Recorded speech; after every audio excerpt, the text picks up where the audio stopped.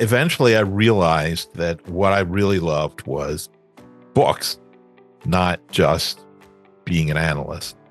And in the time after that, I wrote more books there, collaborated on them with other analysts, and I also edited books by other analysts, including, for example, Outside In, which is a fantastic book on customer experience, still very relevant today, but I was sort of their shepherd. And what I realized through that process was that it was helping people to get their ideas out into the world that was really highly motivational for me. Over the last 9 years, Josh Bernoff has carved out a career in helping business book authors write much better books than they would have if left to their own devices. He also authored 2 books over that time, Writing Without Bullshit and Build a Better Business Book.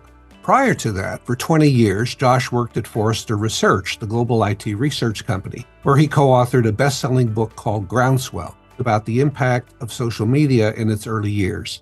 Josh later rose to Senior Vice President of Idea Development while at Forrester.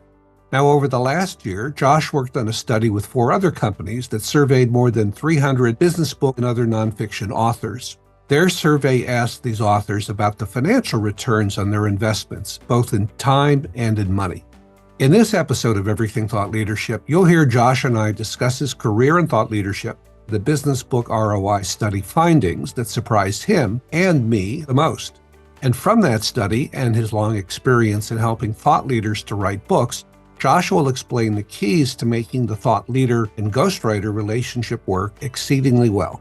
If you're toying with the idea of writing a business book and you wonder whether your effort will be worth it, this episode of Everything Thought Leadership is for you.